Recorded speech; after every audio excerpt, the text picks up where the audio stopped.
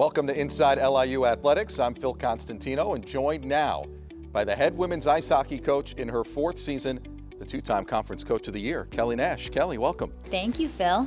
Your first year here, you won the conference. You went to the NCAA tournament.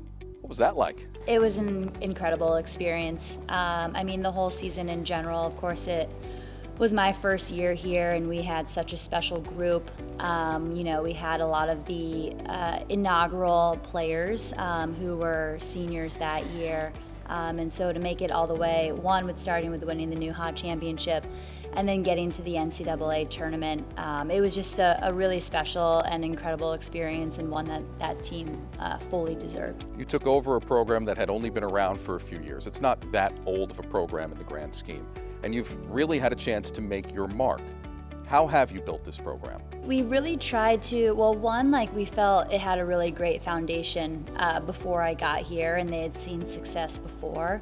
And so we tried to build off of some of the things that were special and unique to the program that had gone well before, and then kind of tried to add in some things that we felt were important to building our culture and environment here with our coaching staff as well as the leaders on the team.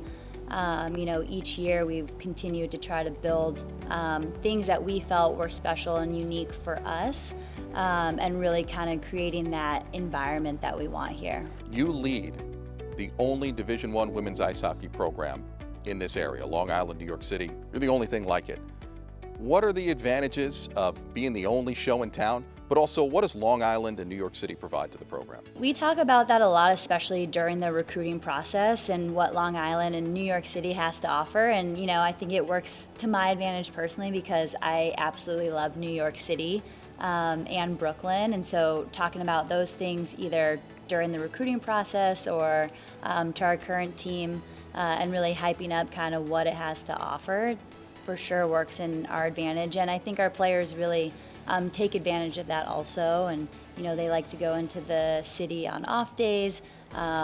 They really take advantage of the beaches on Long Island in pre and post season for sure. And honestly, we haven't had difficulty scheduling out of conference games either. I think a lot of teams want to come out to New York and Long Island, one, to play us, but two, also to be in this area. And so it's really helped that us coaches find these things valuable to our program, and then kind of feeds down to the players also enjoying all those pieces that Long Island and New York City has to offer. You have another attribute, the Northwell Health Ice Center, where your office is, where your team's locker room and their lounge space is, where you practice, where you compete.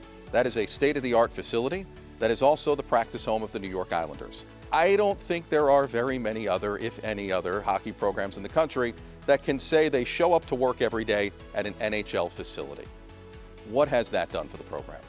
Yeah, it's been a unique experience for sure, and it's honestly been awesome to see the growth of everything that we have there now for our resources in terms of, like you said, with our locker rooms, our player lounges, our office spaces. And so the investment there has been really, really great for us and our program. And it has been really cool, and especially this year, with the New York Islanders obviously being based out of there too and kind of crossing paths on a regular basis.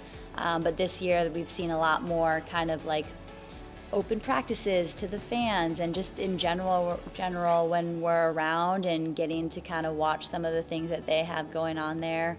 We had one of our athletes come in the other day. We had a meeting with her, but she was so excited because she had just gotten a selfie with Matt Schaefer. And so those kinds of things are definitely exciting for our program and for our team to get to see and be around. So you've got a program that's won a couple of conference championships, that has been to the NCAA tournament, fairly new program in the grand scheme of things, location, arena. Do you have one word to describe it all?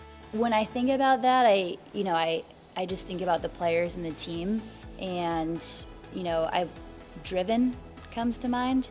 And yes, we've had some success in the past, which has been great in building this program, but I do think us and the entire team continue to have some bigger goals, and this group is very, very driven.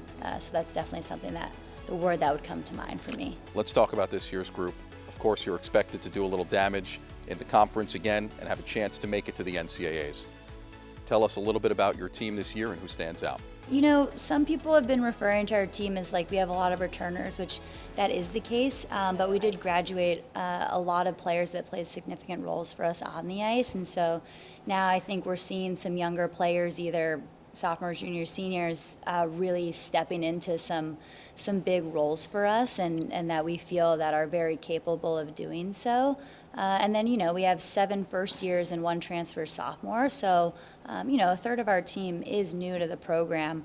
But, you know, some of the players, Grace Babington is one of our assistant captains. She's a junior. She's really stepped up for us, honestly, her first 2 years here, and we kind of have similar expectations for her coming back and taking more of a leadership role.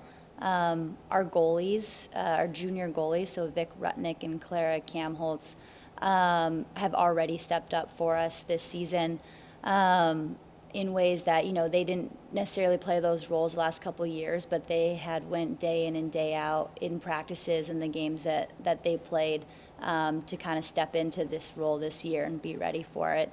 And then on the younger side, actually, you know, we have Drew Dykowski, who already we've seen some impact with on the ice, and really stepping into some more, some different roles than she saw last year, and really being able to kind of control the game in a way that maybe it's a little more difficult for first years, but already seen it as a sophomore.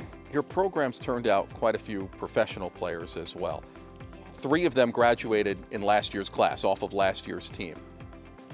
How have you been able to do that? But then also, how does that help build the program, that you're churning out pros? Yeah, I think one of the things we really harp on here is player development.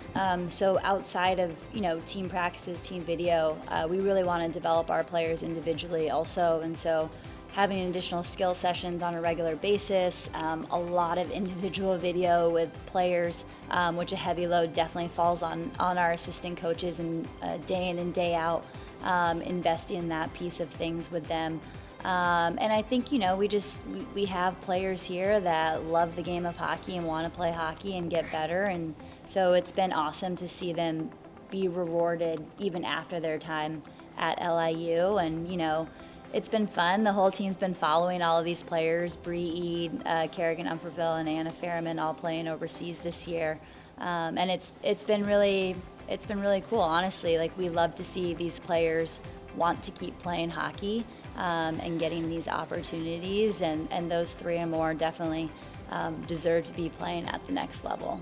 Kelly Nash, she's the head women's ice hockey coach in her 4th season, the 2-time conference coach of the year.